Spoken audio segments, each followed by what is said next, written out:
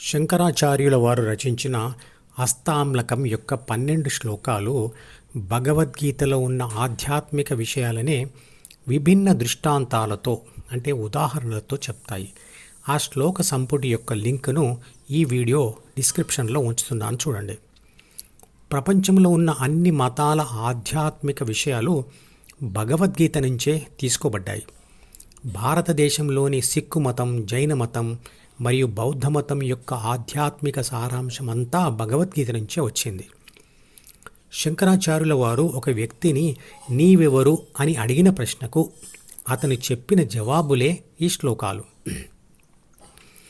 అతనికి శంకరాచార్యుల వారు హస్తాంలకుడు అంటే చేతిలో ఉండే జామ పండు అని పేరు పెట్టారు. అంటే అరచేతిలో పండు కలిగి ఉన్నంత తేలికగా బ్రహ్మజ్ఞానాన్ని కలిగి ఉన్నాడు అని అర్థం. అన్ని శ్లోకాలలో నేను ఇది అని అతను శంకరాచార్యుల వారికి చెప్తున్నప్పుడు ఆ నేను అనేది ఆత్మ, అది అందరిలో ఉంది. కాబట్టి అతను మరియు మనమంతా ఒకటే అని అనుకోకూడదు. మరి అలా చెప్తున్న అతనికి మనకు ఉన్న తేడా ఏమిటి అంటే, అతని ఆత్మ ధ్యానం చేస్తూ చేస్తూ అహం మరియు కోరికలతో నిండి ఉన్న ద్వితీయ మనస్సు నుండి విడిపోయి తానే విశ్వశక్తి అని గ్రహించి అలా మాట్లాడుతోంది. కానీ మన ఆత్మలన్నీ ద్వితీయ మనసులోని అహం మరియు కోరికలకు అతుక్కుపోయి ఉన్నాయి. కాబట్టి అతను మనము సమానం కాదు. కానీ ఎప్పుడైతే మనం కూడా ధ్యానం చేస్తూ ద్వితీయ మనస్సును విడిచిపెడతామో అప్పుడే అతను మరియు మనము సమానం అవుతాం. పదార్థమును శక్తిగా మరియు శక్తిని పదార్థంగా నిరంతరంగా మారుస్తున్న విశ్వం యొక్క లక్షణమే విశ్వశక్తి. ఇప్పుడు కనబడుతున్న విశ్వ పదార్థం అంతా ఎప్పుడో ఒకప్పుడు శక్తి రూపంలో ఉండేది. అలాగే ఇప్పుడు శక్తి రూపంలో కనబడుతుందంతా ఒకప్పుడు పదార్థ రూపంలో ఉండేది అనర్థం. నేను ఇప్పుడు చెప్పబోయే విషయాన్ని గూగుల్ ద్వారా కానీ చాట్ జీపీటీ ద్వారా కానీ మీరు చెక్ చేసుకోవచ్చు. విశ్వశక్తి యొక్క అనేక శక్తులలో ఒక అంశయే ఆత్మశక్తి. ఆత్మశక్తి ఏటీపీ అంటే అడినోసైన్ ట్రైఫాస్ఫేట్ అనే రసాయన పదార్థంలో దాగి ఉంది. ఆ రసాయన పదార్థం అందరి శరీరాల్లో ఉంది, జీవులలో ఉంది, మరియు చెట్లలో కూడా ఉంది. చెట్లలోని ఆ రసాయన పదార్థంలోకి సూర్యశక్తి వచ్చి దాగి ఉంటుంది. సూర్యుడు అనబడే పదార్థమంతా కూడా విశ్వశక్తి వల్లే జన్మించింది. దానికి స్వయం ప్రకాశం అనే శక్తి కూడా విశ్వశక్తి వల్లే వచ్చింది. భగవద్గీతలో చెప్పిన ఈ విషయాలనే తర్వాత కాలంలో బిగ్ బ్యాంగ్ థియరీ అన్నారు. అది ఏమిటి అంటే, విశ్వశక్తి వల్ల కేంద్రీకరించబడిన విశ్వ పదార్థమంతా ఒక దగ్గర దట్టంగా చేరి పేలిపోయి అనేకమైన నక్షత్రాలు, గ్రహాలు, ఇంకా కదులుతున్న అనేక గ్రహశకలాలు ఏర్పడ్డాయి. ప్రిజం అంటే శుద్ధ స్ఫటికం యొక్క సైన్స్ ధర్మాలను అంటే ఆప్టికల్ ప్రాపర్టీస్ను కూడా హస్తాంలక శ్లోకాలలో ఒక ఉదాహరణగా పేర్కొన్నాడు. ఇలా కొన్ని ఆధునిక విజ్ఞాన శాస్త్ర విషయాలు భగవద్గీతలో ఉన్నాయి. పైన ఉన్న చిత్రపటం చూస్తూ ఈ విషయాలు అర్థం చేసుకోండి. చిత్రపటంలోని అన్ని ఇంగ్లీష్ అక్షరాలను మధుపదం యూట్యూబ్ ఛానల్లోని మొట్టమొదటి వీడియోలో వివరించాను.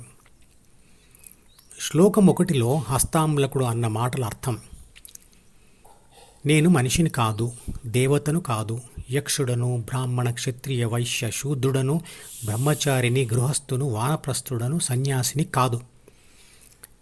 చిత్రపటంలో ఇంగ్లీష్ అక్షరం ఏతో చూపించిన నేను పదార్థాన్ని కాదు, నేను విద్యుత్ శక్తి, అయస్కాంత శక్తి, భూమి ఆకర్షణ శక్తి లాంటి అనేక శక్తుల లాంటి శక్తిని. శ్లోకం 2లో అతను ఇలా అంటాడు: ఎలాగైతే ఆకాశము సూర్యుడికి ఆధారంగా ఉంటూ అన్నిటినీ ప్రకాశవంతం చేయడానికి సహకరిస్తూ ఉందో, అలాగే నేను అంటే ఆత్మశక్తి అంటే ఏ, మిగతా బి, సి, డి మరియు ఈలోని జ్ఞానేంద్రియములకు మరియు కర్మేంద్రియములకు తమ ప్రపంచ వ్యవహారములు చేయుటకు అంటే శరీర రక్షణ, పోషణ, పునరుత్పత్తి పనులు చేయుటకు నిర్లిప్తంగా ఉంటూ శక్తిని ఇస్తాను.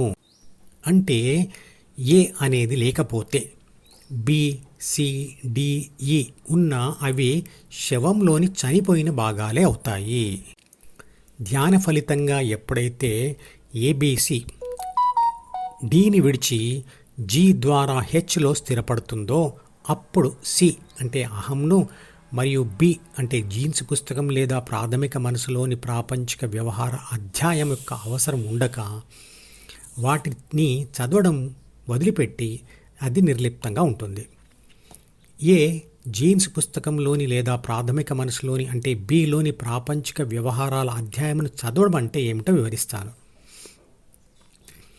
ఏను విద్యుత్ శక్తి అని, బిను ఎన్నో స్విచ్లు కలిగి ఉన్న స్విచ్ బోర్డు అని అనుకోండి. బిలోని సూచనలే అనేకమైన స్విచ్లు అనుకోండి. వీటికి విద్యుత్ పరికరాల స్థానంలో సిడిఈఎఫ్లు కనెక్ట్ చేయబడి ఉన్నాయి అనుకోండి. బి అనబడే స్విచ్ బోర్డులోని ఏ స్విచ్ ఆన్ చేసి ఉంటే దాని ద్వారా ఏ అనే శక్తి వెళ్ళి సిడిఈఎఫ్ అనబడే విద్యుత్ పరికరాలను పని చేయిస్తూ ఉంటుంది కదా. ఏ బిని చదవడం అంటే దానిలోని స్విచ్లను ఆన్ చేయబడి ఉండడం. చదవకపోవడం అంటే ఆ స్విచ్లు ఆఫ్ చేసి ఉండడం.